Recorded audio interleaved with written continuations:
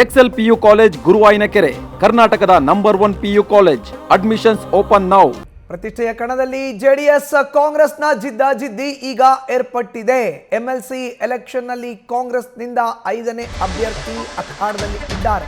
ಕಣಕ್ಕೆ ಇಳಿಸಲಾಗಿದೆ. ವಿನಯ್ ಕಾರ್ತಿಕ್ 5ನೇ ಅಭ್ಯರ್ಥಿಯಾಗಿ ಕಣಕ್ಕೆ ಇಳಿದಿದ್ದಾರೆ. ಈಗ ಪ್ರತಿಷ್ಠೆಯ ಕಣವಾಗಿ ಮಾರ್ಪಟ್ಟಿದೆ. ಜೂನ್ 18ರಂದು ನಡೆಯಲಿರುವಂತ ವಿಧಾನ ಪರಿಷತ್ನ ಚುನಾವಣೆ. ಇತ್ತ ಜೆಡಿಎಸ್ನಿಂದಲೂ ಎನ್ಡಿಎ ಅಭ್ಯರ್ಥಿ ಕಣಕ್ಕೆ ಇಳಿದಿದ್ದಾರೆ.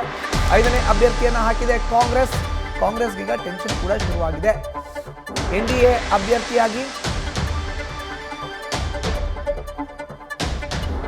ಗೋವಿಂದರಾಜುಗೆ ಆಪರೇಷನ್ ಹಸ್ತದ ಪ್ರಯೋಗ ಆಗ್ತಾ ಇದೆ. ಗೋವಿಂದರಾಜುಗೆ ಬಿಗ್ ಆಫರ್ನ ಕೂಡ ನೀಡ್ತಾ ಇದ್ದಾರೆ ನಾಯಕರು.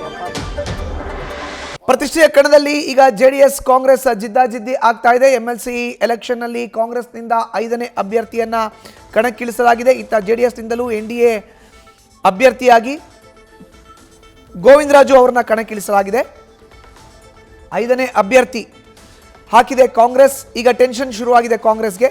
ಎನ್ಡಿಎನ ಗೋವಿಂದರಾಜುಗೆ ಆಪರೇಷನ್ ಹಸ್ತ ಪ್ರಯೋಗವನ್ನು ಮಾಡಲಾಗಿದೆ. ಗೋವಿಂದರಾಜುಗೆ ಬಿಗ್ ಆಫರ್ಗಳನ್ನು ನೀಡ್ತಾ ಇದ್ದಾರೆ ನಾಯಕರು.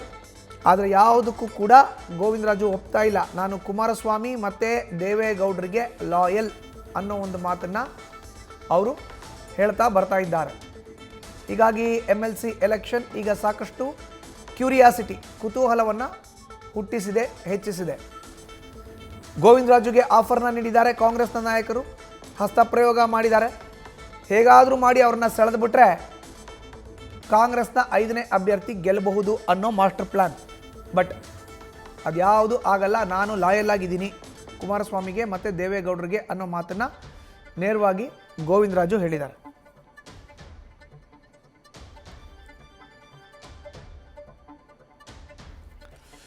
ಪ್ರತಿಷ್ಠೆಯ ಕಣದಲ್ಲಿ ಈಗ ಜೂನ್ 18ನೇ ತಾರೀಕು ವಿಧಾನಸಭೆಯಿಂದ ವಿಧಾನ ಪರಿಷತ್ಗೆ ಚುನಾವಣೆ ನಡೀಬೇಕಾಗಿದೆ. ವಿಧಾನಸಭೆಯ ಶಾಸಕರ ಸಂಖ್ಯಾ ಬಲಾಬಲ 224 ಇದ್ದರೂ 2 ಕ್ಷೇತ್ರ ಖಾಲಿ ಇದೆ. ಒಂದು ಹಿರಿಯೂರು, ಇನ್ನೊಂದು ಧಾರವಾಡ ಗ್ರಾಮೀಣ.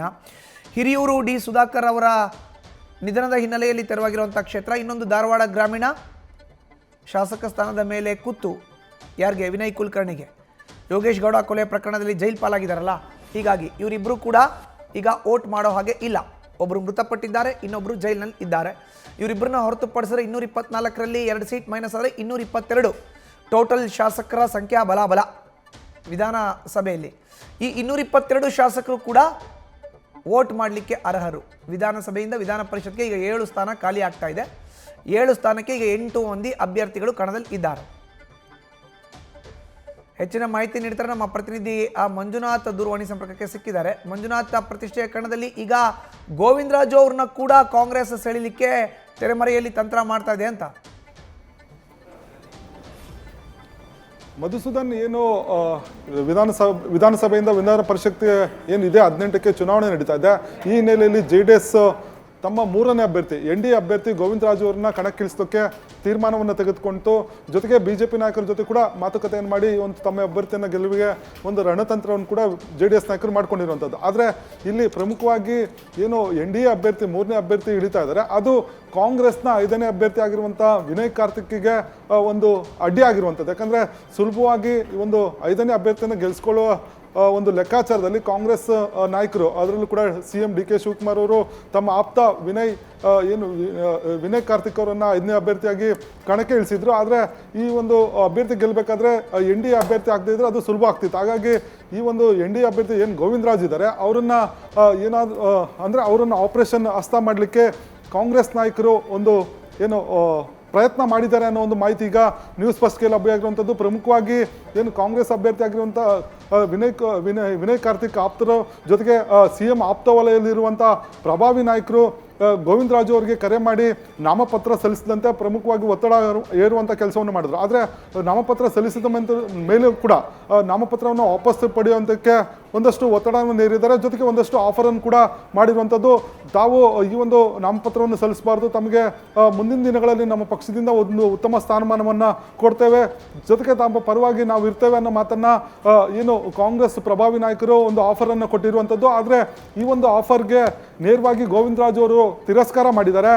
ನಾನು ಏನು JDS ಪಕ್ಷದ ನಿಷ್ಠಾವಂತ ಒಂದು ಕಾರ್ಯಕರ್ತ, ಜೊತೆಗೆ ದೇವೇಗೌಡರು ಮತ್ತು ಕುಮಾರಸ್ವಾಮಿಗೆ ನಾನು ನಿಷ್ಠನಾಗಿರ್ತೇನೆ, ನೀವು ಯಾವುದೇ ರೀತಿಯ ಆಮಿಷಗಳು ಹುಟ್ಟಿದ್ರು ಕೂಡ ನಾನು ಇದಕ್ಕೆ ಒಪ್ಪೋದಿಲ್ಲ ಅನ್ನೋ ಮಾತನ್ನು ನೇರವಾಗಿ ಕಡಾಖಂಡಿತವಾಗಿ ಏನು ಕಾಂಗ್ರೆಸ್ನ ಪ್ರಭಾವಿ ನಾಯಕರಿಗೆ ಒಂದು ಸಂದೇಶವನ್ನು ಕೂಡ ರವಾನೆ ಮಾಡಿರುವಂಥದ್ದು. ಹಾಗಾಗಿ ಏನು ನಾಮಪತ್ರ ವಾಪಸ್ ಪಡೆಯೋದಕ್ಕೆ ಕೊನೆ ದಿನ ಇತ್ತು, ಅಲ್ಲಿವರೆಗೂ ಕೂಡ ಕಾಂಗ್ರೆಸ್ ಪ್ರಭಾವಿ ನಾಯಕರು ಪದೇ ಪದೇ ಏನು ಗೋವಿಂದರಾಜು ಅವರಿಗೆ ಕರೆ ಮಾಡಿ ಒತ್ತಡ ಇರುವಂಥ ತಂತ್ರವನ್ನು ಮಾಡಿದ್ರು ಕೂಡ ಇದಕ್ಕೆ ಏನು ಗೋವಿಂದರಾಜು ಅವರು ಸ್ಪಂದಿಸಿಲ್ಲ, ಮಣೆ ಹಾಕಿಲ್ಲ. ಹಾಗಾಗಿ ಈಗ ಈ ಒಂದು ಏನು ಈ ವಿಚಾರ ಈಗ JDS ಪಾಳ್ಯದಲ್ಲಿ ಸಾಕಷ್ಟು ಅಲರ್ಟ್ ಆಗಿರುವಂಥದ್ದು. ಹಾಗಾಗಿ ಇದೇ 16ರಂದು JDS ಶಾಸಕರೆಲ್ಲರೂ ಕೂಡ ಒಂದು ಸಭೆಯನ್ನು ಸೇರಿ ಒಂದೇ ಒಂದು ಕ್ಷೇತ್ರದಲ್ಲಿ ಅಥವಾ ಒಂದು ರೆಸಾರ್ಟ್ ಅಥವಾ ಹೋಟೆಲ್ನಲ್ಲಿ ಉಳ್ಕೊಂಡು ನಂತರ ಮತದಾನಕ್ಕೆ ಬರೋದಕ್ಕೆ ತೀರ್ಮಾನವನ್ನು ತೆಗೆದುಕೊಂಡಿದ್ದಾರೆ. ಯಾವುದೇ ಆಮಿಷಗಳು ಕೂಡ ನಾವು ಆಮಿಷಗಳಿಗೆ ನಾವು ಬಲಿಯಾಗಬಾರ್ದು. ನಮ್ಮ ಏನು ಪಕ್ಷದ ಅಭ್ಯರ್ಥಿ ಅಥವಾ NDA ಅಭ್ಯರ್ಥಿ ಏನು ಗೋವಿಂದರಾಜು ಇದ್ದಾರೆ ಅವ್ರನ್ನ ಗೆಲ್ಲಿಸಬೇಕು ಅನ್ನೋ ನಿಟ್ಟಿನಲ್ಲಿ ಒಂದಷ್ಟು ರಣತಂತ್ರಗಳನ್ನು ಕುಮಾರಸ್ವಾಮಿ ಅವರು ಮಾಡ್ತಾ ಇರುವಂಥದ್ದು. ಮಧುಸೂದನ್, ಧನ್ಯವಾದ ಮಂಜುನಾಥ್ ನಿಮ್ಮ ಮಾಹಿತಿಗೆ. ನ್ಯೂಸ್ ಫಸ್ಟ್ ನಿರ್ಭೀತಿಯಿಂದ ನಿಮ್ಮ ಪರವಾಗಿ.